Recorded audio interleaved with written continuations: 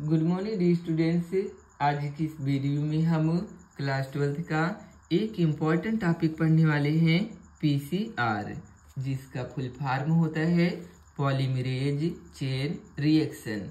Polymerase दो शब्दों से मिलकर बना है, जहां पॉली का मतलब होता है एक से अधिक और मैरेज का मतलब होता है बनना। यानी कि पीसीआर एक तकनीक है जिसका उपयोग डीएनए के छोटे टुकड़े से बड़ी मात्रा में प्रतिलिपि कापियाँ बनाने के लिए किया जाता है। पीसीआर विधि की खोज सन 1985 में कैरी मुलिस ने की थी। इसके लिए इन्हें नोबेल पुरस्कार भी दिया गया था। आइए अब हम सेकेंड हेडिंग देखते हैं, basic requirements of PCR. PCR के लिए हमें कुछ बेसिक रिक्वायरमेंट्स की आवश्यकता पड़ती है, जिसमें पहला हमारा है डीएनए टेम्पलेट। क्या होता है तो देखिए दोस्तों, जिस डीएनए की हमें प्रतिलिपि बनानी होती है उसे ही हम डीएनए टेम्पलेट बोलते हैं।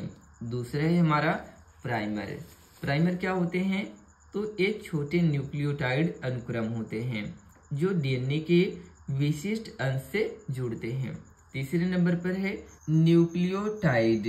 अब न्यूक्लियोटाइड क्या होते हैं, एडेनिन, थाइमिन, ग्वानिन, साइटोसिन होते हैं और डीएनए की नई स्ट्रैंड बनाने के काम आते हैं। डीएनए पॉलीमरेज ये क्या होता है तो यह एंजाइम न्यूक्लियोटाइड को जोड़कर डीएनए की नई स्ट्रैंड तैयार करता है। इसके बाद है थर्मोसाइक्लर।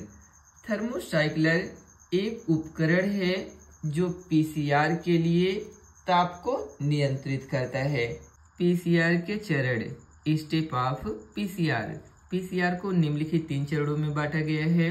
पहला है विकृतीकरण, इंग्लिश में इसे बोलते हैं हम डीनेचुरेशन।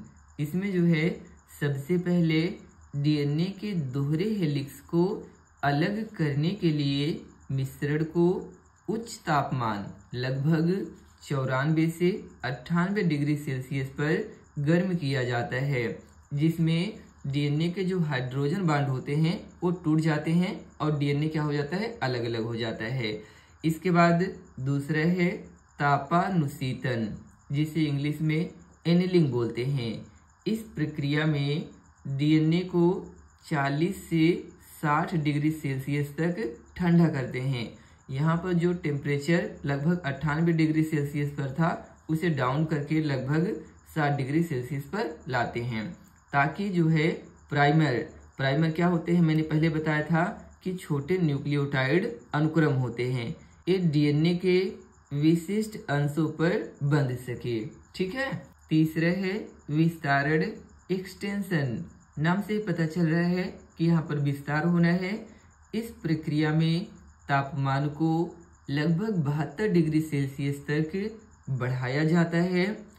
टैग पॉलीमरेज नामक एंजाइम प्राइमर से जुड़े डीएनए के स्ट्रैंड पर न्यूक्लियोटाइड्स जोड़कर नए डीएनए स्ट्रैंड बनाता है। नहीं समझ आया, आसान भाषा में समझाते हैं दोस्तों।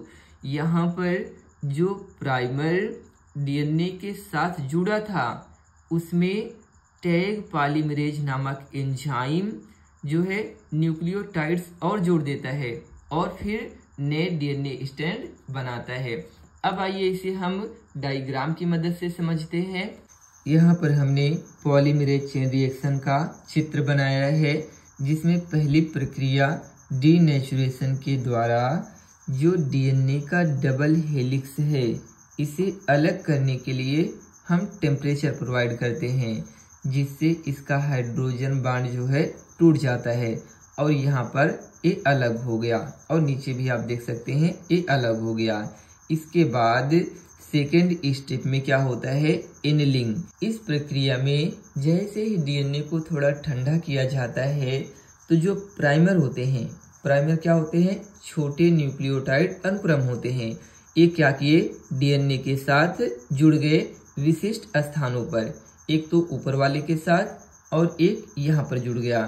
ये देखिए दोस्तों 5 प्राइम टू 3 प्राइम है, तो इसी का अपोजिट जो है 3 प्राइम टू 5 प्राइम हो जाएगा। यहाँ पर दोस्तों प्राइमर दो टाइप के होते हैं। एक होता है फॉरवर्ड प्राइमर जो इसे आगे से जोड़ते हुए ले जाता है, एक होता है रिवर्स प्राइमर जो इसे पीछे जोड़ते हुए ऐसे ले जाता है।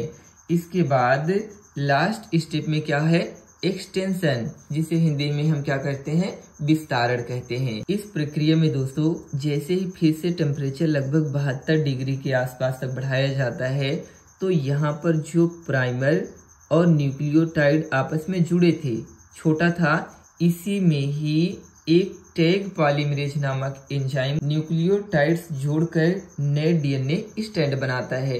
तो यहाँ पर 2 हो गया। यह प्रक्रिया कई बार दोहराई जाती है जिससे कि बहुत सारी प्रतिलिपियां तैयार की जा सके। दोस्तों यदि आप क्लास 12th बायोलॉजी सब्जेक्ट का कंप्लीट नोट्स चाहते हैं तो दिए गए नंबर पर व्हाट्सएप करें। मिलते हैं किसी नेक्स्ट वीडियो में, तब तक के लिए take care, bye bye, thank you.